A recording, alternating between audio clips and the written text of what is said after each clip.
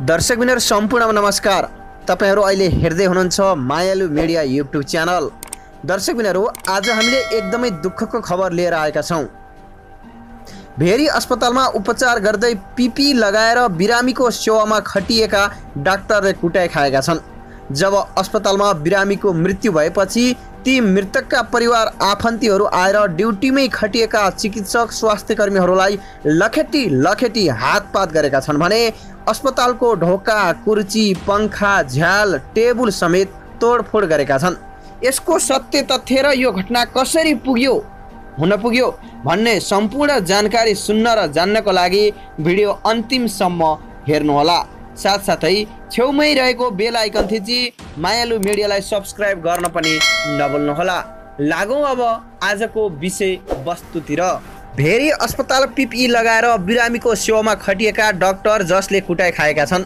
बाँकेको नेपालगञ्ज उपमहानगरपालिका घर भएका डाक्टर चन्द्रप्रकाश साहुले आफ्नो अध्ययन सकेपछि नजिकै रहेको भेरी अस्पतालमा सेवा गर्ने मनाशय बनाएका छन्। उनले कोरोना महामारीकै बेला अस्पतालमा सेवा सुरु गरे।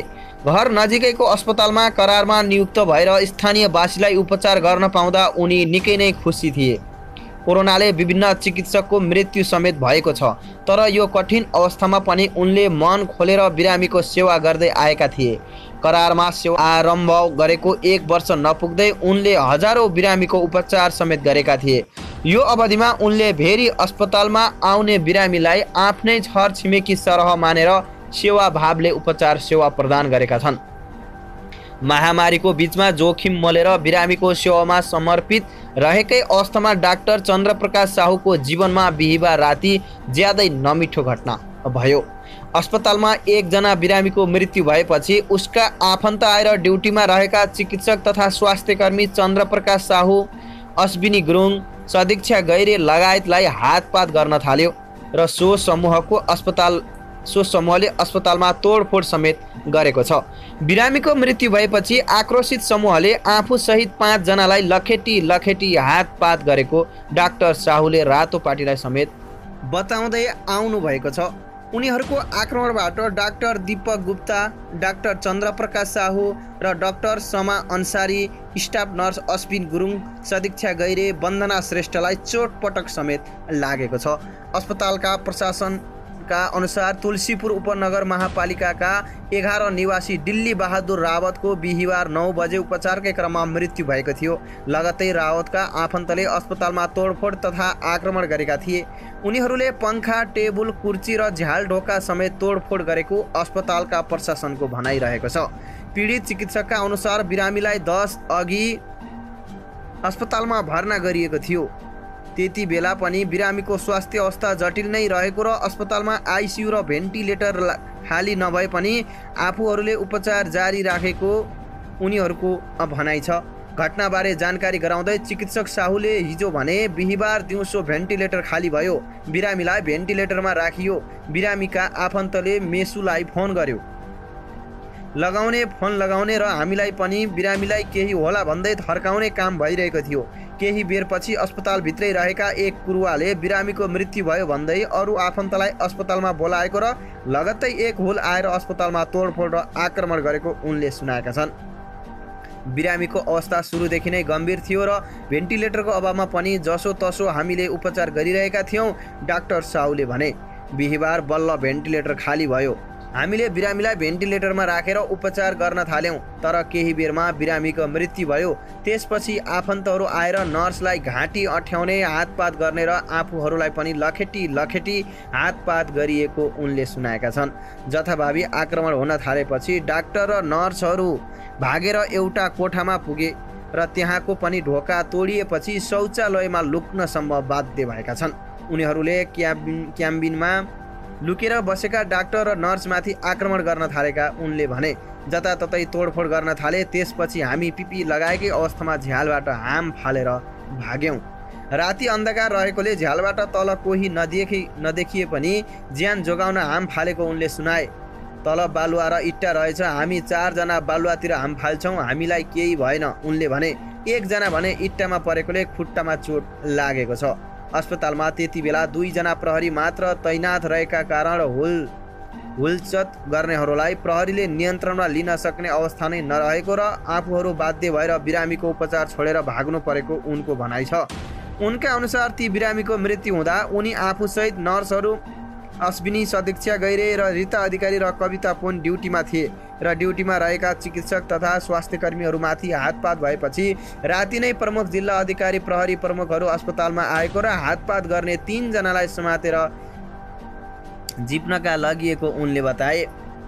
दोषीलाई कडा कारबाही हुने र आश्वासन आफूहरूलाई दिइएको उनले रातोपाटीलाई समेत बताए। हामी त बिरामीको उपचारका लागि अस्पताल जाने हो, हामीले यसरी हुलमा हुल आएर पिट्न थालेपछि कसको सेवा कसरी दिने, डाक्टर साउले भने। उनका अनुसार अस्पतालमा 150 भन्दा बढी बिरामी उपचाररत छन्। तुलसीपुर उपनगर महापालिका 11 निवासी डिल्ली बहादुर राउतलाई 10 दिन अघि भर्ना गरिएको भए पनि अस्पतालमा बिरामीको चाप रहेको र गम्भीर समस्या भएका बिरामीको उपचारका लागि सीमित स्रोत र साधन भएका कारण केही दिन सामान्य बेडमै राखेर उपचार गरिएको थियो। 4 दिन अघि उनलाई आइसियुमा राखेको डाक्टर साउले बताएका छन्। उनीहरूले बिरामी ल्याइदिनु भयो तर अस्पतालमा न आइसियु खाली थियो न त भेन्टिलेटर नै खाली थियो। उनले भने 1 दिन अघि उनीहरूले नै भेन्टिलेटरमा राखिदिनु परे न यो भनेका थिए। त्यो दिन खाली थिएन, हिजो खाली हुनासाथ हामीले भेन्टिलेटरमा राखिदियौँ।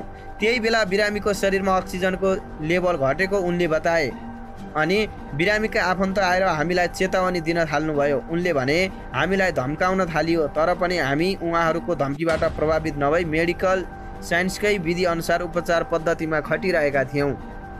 आफूहरूले प्रयास गर्दा गर्दै पनि बिरामीलाई बचाउन नसकेको उनले सुनाए।